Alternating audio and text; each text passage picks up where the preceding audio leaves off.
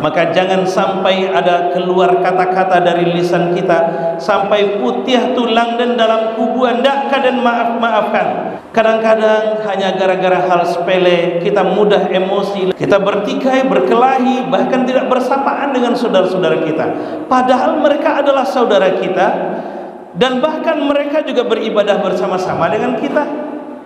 Lucu kiranya kalau bahkan yang kita sembah adalah Tuhan yang sama, yang kita ikuti Nabi yang sama, yang kita pedomani kitab yang sama, yang kita bahkan beribadah di masjid yang sama, lalu kemudian kita tidak bersapaan dengan saudara kita.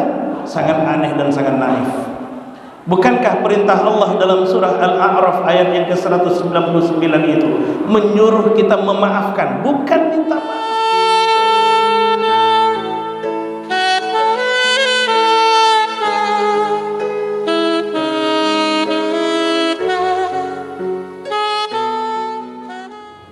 Alhamdulillahil akbar, wassalatu wassalamu ala rasulillah alladhi qad 'allamana kayfa nusalli wa na'budu 'ala Allahil akbar. Asyhadu an la ilaha illallah wahdahu la syarika lah, wa asyhadu anna Muhammadan 'abduhu wa rasuluh sallallahu alaihi wasallam la nabiyya ba'dah. Allahumma salli wa sallim ala Muhammadin wa ala alihi wa sahbihi ajma'in. Ayyuhal hadirun rahimakumullah, usikum wa iyaya bitaqwallah, faqad fazal muttaqun. Ittaqullaha haqqa tuqatih wa la tamutunna illa wa antum muslimun. Qala Allah ta'ala fil Qur'anil Karim, na'udzu billahi minasy syaithanir rajim. Bismillahirrahmanirrahim. Mathalul ladzina yunfiquna amwalahum fi sabilillah kamathali habbatin anbatat sab'a sanabila fi kulli sumbulatin mi'atu habbah wallahu yudha'ifu liman yasha' wallahu wasi'un 'alim. Shadaqallahul 'azim. Suratul Baqarah, surah Al-Baqarah, surah yang kedua, ayat yang ke-261. Bapak-bapakku, saudara-saudaraku kaum muslimin, jemaah-jemaah rahimakumullah. Syukur alhamdulillah kembali kita ungkapkan kehadiran Allah Subhanahu wa taala. Alhamdulillah sampai saat ini Allah masih anugerahkan kepada kita kekuatan iman dan kekuatan fisik kepada kita semua, sehingga dengan kekuatan fisik kita mampu melangkahkan kaki, mengayunkan tangan menuju rumah Allah ini. Dengan kekuatan iman kita tinggalkan aktivitas duniawiyah kita, pekerjaan kita yang sedang menumpuk, warung dan toko kita yang sedang ramai pembelinya, anak-anak kita yang sedang lucu-lucunya, semua itu kita tinggalkan untuk hadir di rumah Allah ini dengan niat ibadah kepadanya. Dan kita akan selalu berharap semoga kehadiran kita yang sejenak di sini benar-benar ada nilai ibadah di sisi Allah hendaknya. Amin ya rabbal alamin. Kemudian salawat dan salam kita doakan juga kepada Allah, semoga tetap tercurah kepada baginda Rasulullah Muhammad sallallahu alaihi wasallam. Allahumma salli ala Muhammad wa ala ali Muhammad. Bapak-bapakku, saudara-saudaraku kaum muslimin, jemaah-jemaah rahimakumullah. Pada Jumat kali ini kita akan coba melihat beberapa firman Allah Subhanahu wa taala, di antaranya suratul Baqarah, tentunya juga nanti ayat-ayat lain yang diturunkan oleh Allah Subhanahu wa taala, dan juga hadis dari baginda Rasul Muhammad sallallahu alaihi wasallam. Hadis yang kita kutip pada Jumat ini diriwayatkan oleh Imam Muslim, nomor hadis 2588. Namun sebelumnya kami mengajak kepada kita semua, marilah kita senantiasa memupuk, menumbuh suburkan keimanan dan ketakwaan yang ada pada diri kita masing-masing, menyerahkan diri sepenuhnya hanya kepada Allah, melaksanakan segala yang diperintahkan oleh Allah Subhanahu wa taala dan meninggalkan larangan-larangannya. Bapak-bapakku, saudara-saudaraku kaum muslimin, jemaah-jemaah rahimakumullah, Dalam sebuah hadis baginda Rasul Muhammad sallallahu alaihi wasallam pernah bersabda, hadis ini diriwayatkan oleh Imam Muslim, nomor hadis 2588. Kata Rasulullah sallallahu alaihi wasallam, ada di dalamnya 3 janji Rasulullah sallallahu alaihi wasallam. Ma naqasat sadaqatun min malin, ma zadallahu 'abdan bi'afwin illa 'izza, wa ma tawadha'a ahadu lillah illa rafa'ahu Allah. Hadis riwayat Imam Muslim. Bapak-bapakku, saudara-saudaraku kaum muslimin jemaah Jumat rahimakumullah. Hadis ini berisi janji Rasulullah sallallahu alaihi wasallam. Namun satu hal yang patut dan mesti kita yakini adalah ketika janji ini keluar dari lisan orang yang paling mulia, ketika janji ini terucap dari lisan orang yang tidak pernah berbohong, maka janji ini kita yakini benar adanya. Apalagi dalam surah Ali Imran ayat yang ke-9 Allah sampaikan bahwa apapun nanti, dalam surah An-Najm ayat 2 dan ayat 3 dan seterusnya Allah sampaikan bahwa apapun yang terucap dari lisan Rasulullah sallallahu alaihi wasallam itu berdasarkan tuntunan wahyu. Ma yantiqu 'anil hawa in huwa illa wahyu yuha. Tidak ada satupun yang terucap dari lisan Rasulullah kecuali semua itu berdasarkan tuntunan wahyu dari Allah Subhanahu wa taala. Kalau itu berisi janji, maka janji itu tentu tuntunan dari Allah Subhanahu wa taala. Wallahu la yukhliful mi'ad, dan Allah tidak akan pernah mengingkari janjinya. Begitu kata Allah dalam surah Ali Imran ayat yang ke-9-nya. Bapak-bapakku, saudara-saudaraku kaum muslimin jemaah Jumat rahimakumullah. Apa janji Rasulullah sallallahu alaihi wasallam? Yang pertama, kata Sayyidina Muhammad sallallahu alaihi wasallam, ma naqasat sadaqatun min malin.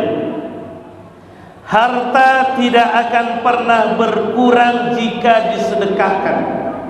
Maka bapak-bapakku, tidak ada riwayat yang berkisah bahwa ada orang yang miskin karena sedekah.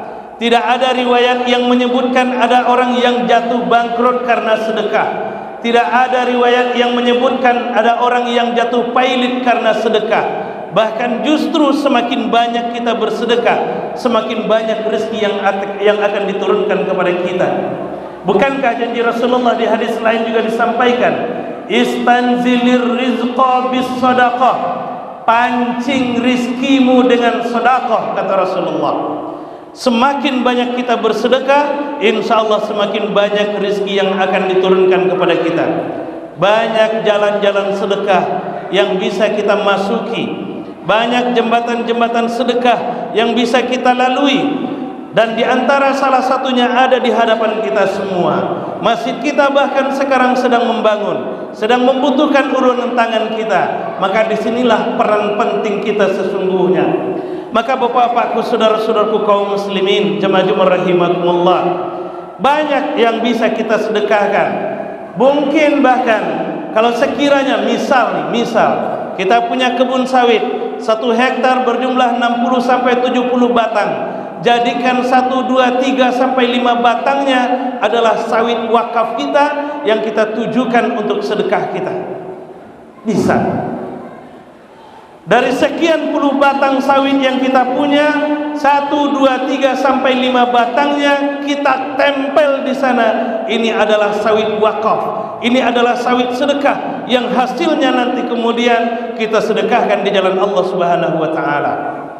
Kalau kita punya warung dan toko, mungkin ada sesudut dari warung dan toko kita, atau di antara hasil warung dan toko kita itu kita sedekahkan di jalan Allah Subhanahu wa taala. Kalau kita pegawai negeri ataupun pegawai yang punya gaji tetap, mungkin sebagian dari gaji yang kita terima itu kita sedekahkan di jalan Allah Subhanahu wa taala. Bapak-bapakku, saudara-saudaraku kaum muslimin, jemaah Jumat rahimakumullah. Ada lagi janji Allah Subhanahu wa taala bahkan dalam surah Al-Baqarah ayat 261. Mathalul ladzina yunfikuna amwalahum fi sabilillah kamathali habbatin ambatat sab'a sanabila fi kulli sumbulatin mi'atu habbah wallahu yudha'ifu liman yasha wallahu wasi'un alim. Perumpamaan orang yang berinfak, bersedekah, berderma di jalan Allah Subhanahu wa taala, bahkan bagaikan ia punya satu butir benih yang kemudian ia tanam, dari satu butir benih itu anbatat sab'a sanabila, akan tumbuh 7 tangkai. Hebatnya lagi, fi kulli sumbulatin mi'atu habbah, setiap tangkainya nanti akan berbuah 100, 100, 100, 100, 100, 100, 100. Begitu hebatnya janji Allah Subhanahu wa taala. Bapak-bapakku, saudara-saudaraku kaum muslimin, itu kalau kita hitung-hitungan dengan Allah. Satu butir yang kita tanam, kita akan tuai 700 butir. Kalau kita hitung-hitungan. Kalau tidak hitung-hitungan bagaimana Ustaz? Bahkan janji Allah lebih lagi, wallahu yudha'ifu liman yasha, Allah akan lipat gandakan. Berapa lipat gandakannya Ustaz? Unlimited, tanpa batas. Tanpa batas. Dha'afa yudha'ifu bimakna tanpa batas. Berapa yang kita sedekahkan, semuanya kita serahkan kepada Allah. Kita tidak peduli mau 7 tangkai, mau 700, terserah Allah. Maka Allah Subhanahu wa taala akan berikan balasan yudha'if, berlipat ganda, unlimited, tanpa batas. Maka bapak-bapakku, saudara-saudaraku kaum muslimin, jemaah rahimakumullah, itulah sedekah kita. Maka sekali lagi kami menghimbau kepada semua barangkali membuka jalan. Mungkin di antara sekian ratus batang sawit yang kita punya, sekian puluh batang adalah sawit sedekah kita. Niatkan itu, dan itulah nanti yang akan memancing rezeki Allah dari sawit-sawit yang lainnya insyaallah. Dari sekian hasil toko yang kita punya, sedekahkan sebagiannya di jalan Allah. InsyaAllah itulah nanti yang akan memancing rezeki Allah lebih banyak lagi. Dari sekian hewan ternak yang kita punya, yang kita pelihara, sedekahkan 1-2 ekornya kepada Allah Subhanahu wa taala di jalan Allah Subhanahu wa taala. Kita punya indukan 10 ekor sapi misalnya, 1 ekor sapi kita wakafkan di jalan Allah Subhanahu wa taala. Setiap 1 ekor sapi ini melahirkan, sapi wakaf kita ini melahirkan, itu kita sedekahkan di jalan Allah. Itu akan sangat indah dan berkah di sisi Allah Subhanahu wa taala. Maka bapak-bapakku, saudara-saudaraku kaum muslimin, jemaah-jemaah rahimakumullah, istanzilir rizqa bis sadaqah, pancing rizkimu dengan sedekah. Juluk rizki itu jo sedekah. Makin banyak kita bersedekah, makin banyak rizki yang akan turun kepada kita. Maka sungguh sedekah itu adalah umpan untuk memancing rizki yang lebih banyak lagi. Yang kedua, janji Rasulullah sallallahu alaihi wasallam, ma zadallahu 'abdan bi'afwin illa izza. Allah tidak akan berikan, tidak akan tambahkan kepada hamba yang pemaaf kecuali kemuliaan. Maka memaafkan tidak akan pernah membuat seseorang menjadi hina. Memaafkan tidak akan pernah membuat kita menjadi rendah. Justru karena keberkenanan hati kita memaafkan saudara-saudara kita, apapun itu bentuk kesalahannya, itulah yang akan memancing kemuliaan kita. Bukankah contoh terbaik adalah baginda Rasul Muhammad sallallahu alaihi wasallam? Bukan hanya gara-gara hewan ternak kita, jangan hanya gara-gara hewan ternak kita bertengkar dengan tetangga kita. Jangan hanya gara-gara anak kita bertengkar dengan tetangga lalu kita bertengkar pula dengan tetangga kita. Rasul adalah orang yang menjadi contoh teladan sifat pemaafnya. Setiap kali Rasulullah diludahi oleh orang kafir itu, beliau ketika mendengar sang peludah itu sakit, Rasulullah orang yang pertama menengoknya.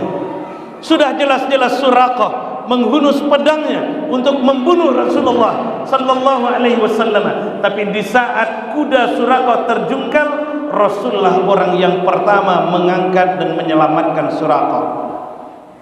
Dan banyak lagi dan banyak lagi. Maka bapak-bapakku, saudara-saudaraku kaum muslimin, jemaah-jemaah rahimakumullah, maka jangan sampai ada keluar kata-kata dari lisan kita sampai putih tulang dan dalam kubuan dakka dan maafkan. Itu luar biasa. Betapa besar, berapa besarnya kesalahan yang dilakukan oleh saudara-saudara kita.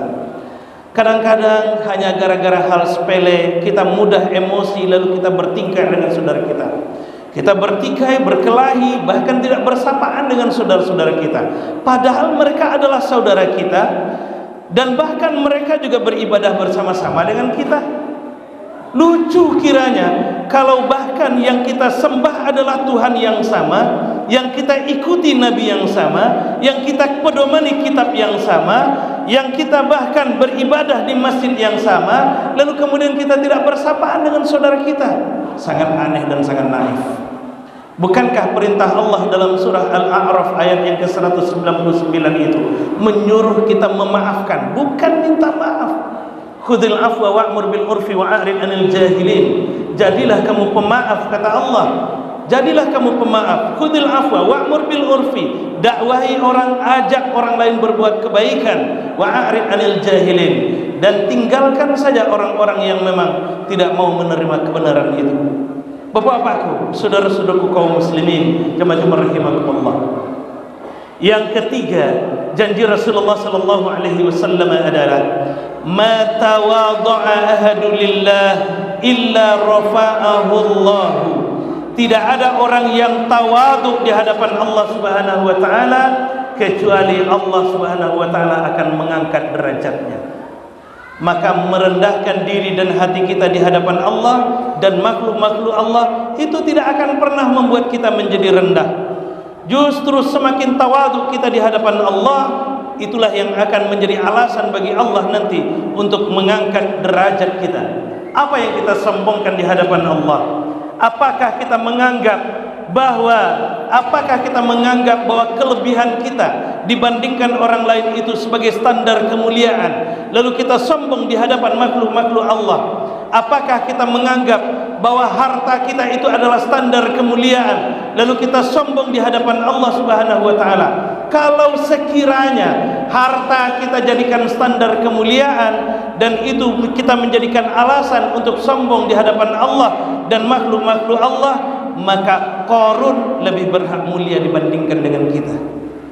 Kalau kita menganggap bahwa pangkat dan jabatan yang kita emban itu adalah standar kemuliaan bagi kita, lalu kita sombong karenanya, maka Fir'aun lebih berhak mulia dibandingkan dengan kita.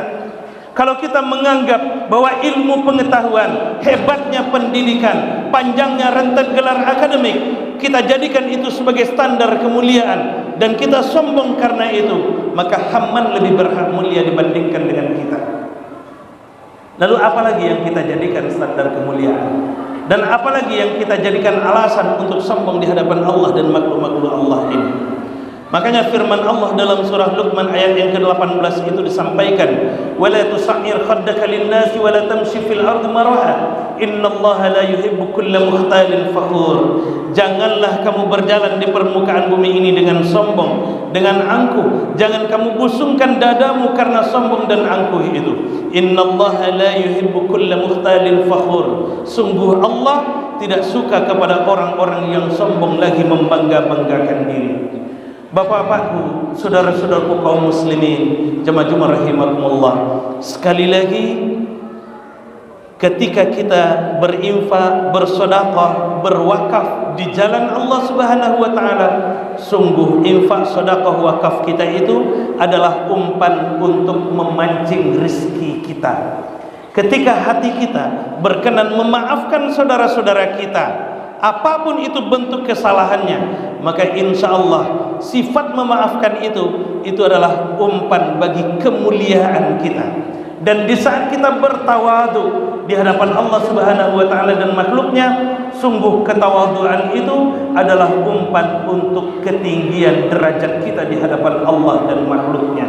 Maka bapak-bapakku, saudara-saudaraku kaum muslimin, jemaah rahimakumullah, mari kita pancing rezeki kita dengan memperbanyak sedekah, kita pancing kemuliaan kita dengan memaafkan, dan kita pancing ketinggian derajat kita di sisi Allah dengan bertawadhu. Fa'tabiru ya ulil absar la'allakum turhamun.